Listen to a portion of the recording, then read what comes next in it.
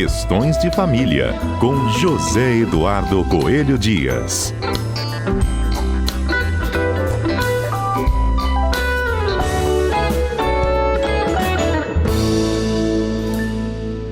Olha, dados do IBGE divulgados recentemente mostram que mais de 34 mil pessoas, pasmem agora, com idades entre 10 e 14 anos, vivem em uma união conjugal no Brasil. Esses números, gente, eles fazem parte do Censo 2022. São dados específicos sobre nupcialidade, estrutura familiar. E desse grupo, quase 8 em cada 10 desses 34 mil são mulheres, tá? A reportagem do G1, que trouxe esses números do IBGE, ressalta, inclusive, uma informação do próprio órgão, tá? Essas são informações fornecidas pelos próprios moradores, quando passam, né, pela visita do censo. Não há uma comprovação legal, o IBGE não vai atrás de uma comprovação legal para saber se essas informações procedem ou não. Mesmo assim, gente, dá para a gente refletir sobre esse dado, ó. Entre 10 e 14 anos, algum tipo de união, 7% estão casados no civil e no religioso, 4,9% só no civil e 1,5% só no religioso. O restante, 87% dessas relações, estão em nível consensual. Zedu está chegando aqui para me explicar se isso pode. Ei, Zedu! Bom dia, Fernanda. Bom dia aos nossos queridos ouvintes da Rádio CBN. Eu confesso a você que eu fiquei bastante preocupado com esses dados, tá, Fernanda?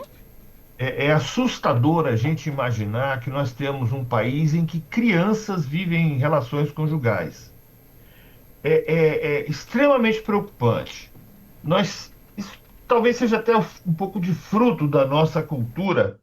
Eu não sei se você sabe, Fernanda, provavelmente sim, assim como os nossos ouvintes, mas que até bem pouco tempo atrás, se alguém estuprava uma adolescente, uma criança, ou seja, era absolvido do crime se contraísse casamento.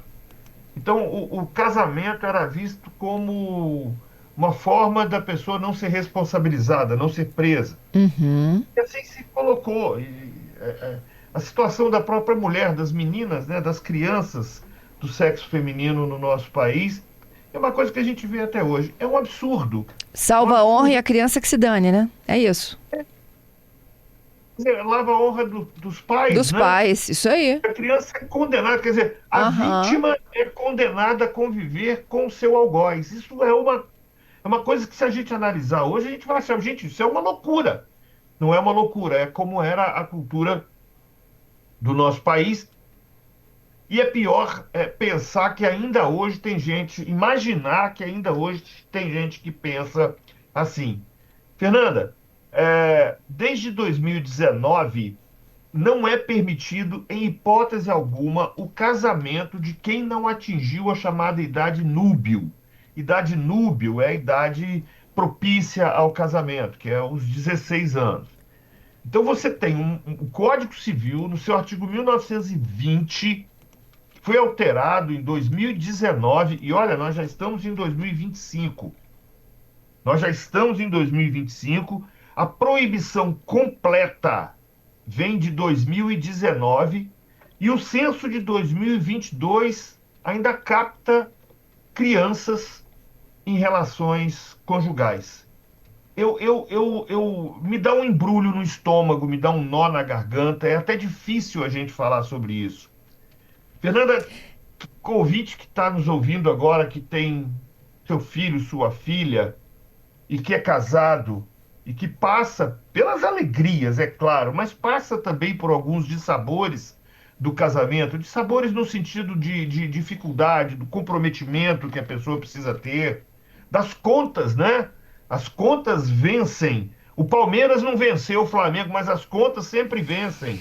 Então, a gente fica sempre imaginando. Imagina, você que tem essa responsabilidade do seu casamento, olhe para o seu filho de 10, 11, 12, 13, 14 anos. Imagine seu filho no seu lugar, vivendo essa relação conjugal. Você conseguiria imaginar isso, Fernanda? Jamais. Jamais. E tem um adicional nisso, né? O mundo está discutindo a adolescência até os 30 anos. Aí. São novos parâmetros, inclusive de se entender o funcionamento do cérebro, né, em relação à maturidade para as coisas. Imagina que responsabilidade tem uma criança, e mulheres, né, 77% delas são mulheres, de 10 anos, cuidando de uma família. É uma loucura. É uma loucura. Isso é uma coisa louca. Isso é um problema da sociedade, não só dessas crianças que estão nessas relações. Não é um problema só do direito, é um problema do nosso tecido social. Se a gente permite isso, a gente está fazendo alguma coisa muito errada. A gente vê constantemente aí a sexualização precoce, influencers, programas de TV, de desenho animado, de internet, né, estimulando uma sexualidade precoce nas crianças. Isso é muito ruim. Por quê? Porque tem consequência. Eu fico imaginando, Fernando, uma criança de 14 anos, 10 anos, como a gente viu no censo, grávida, com um filho. O que vai ser dessas duas crianças, né? Porque no final das contas são duas crianças que estariam ali, três. É difícil, Fernanda. O direito, a lei, vai dizer, olha, não pode.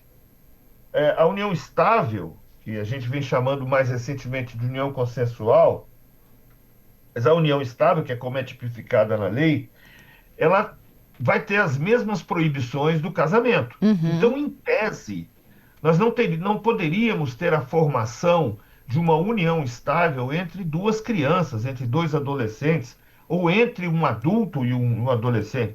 Porque uma relação entre um adulto e um adolescente é estupro, ainda que presumido, mas é estupro. Uma criança abaixo de 14 anos que mantém relação com alguém de mais de 18, ela não está tendo uma relação sexual, ela não está tendo uma relação afetiva, ela está sendo estuprada, porque é isso que diz a lei, nosso código. E aí, como é que nós vamos normalizar isso? Vamos entrar naquela, bom, então agora, porque eles já estão assim, vamos deixar os dois juntos? Qual é o benefício para essas pessoas, para essa criança? Pelo menos uma criança vai estar envolvida nisso, né? É muito difícil. Então, a lei não pode consentir com isso, mas, ao mesmo tempo, não pode deixar de proteger. É um dilema muito grande, porque se, de um lado, você tem a realidade da relação acontecendo, por outro lado, você tem todo um sistema de proteção da criança e do adolescente.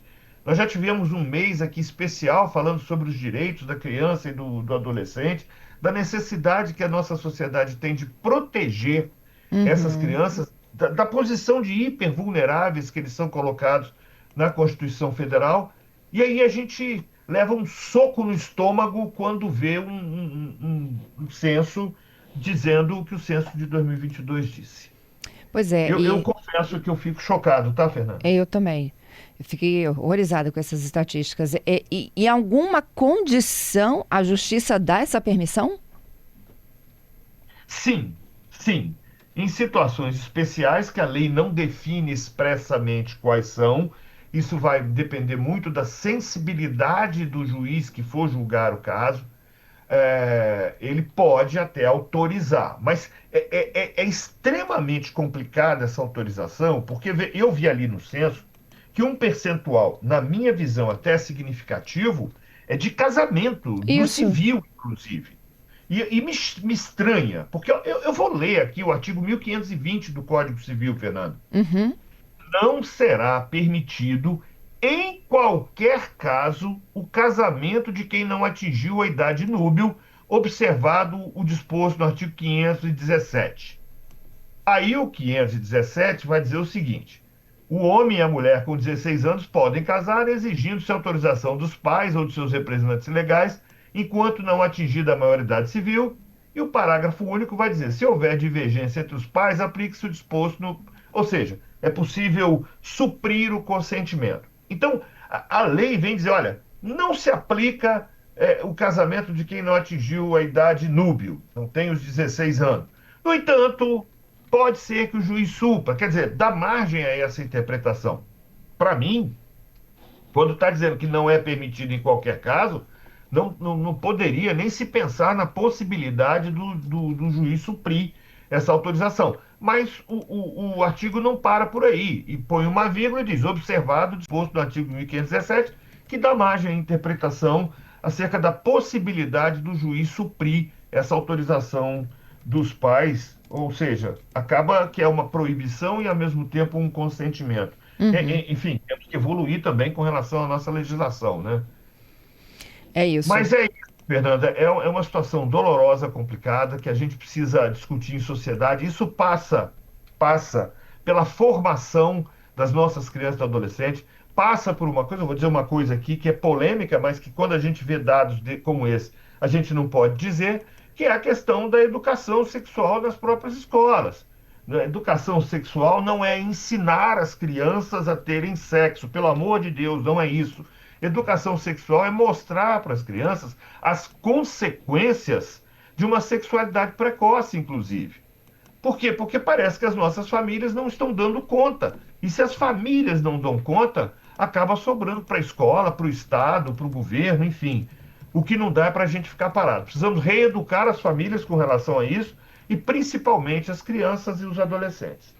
É isso, Zedu. A Ana aqui, olha, agradecendo pelo debate. Diz importantíssima abordagem do tema, porque é uma realidade assustadora.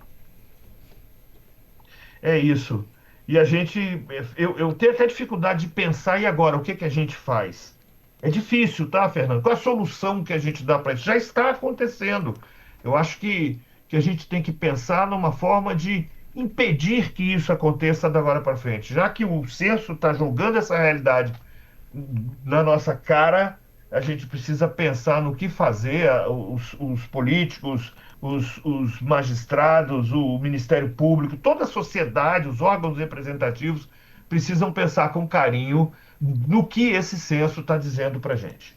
É isso, está gritando, né, Zedu? Está gritando, está gritando. Boa reflexão, boa semana para você e até segunda que vem. Se Deus quiser, estaremos aqui de volta com mais um debate.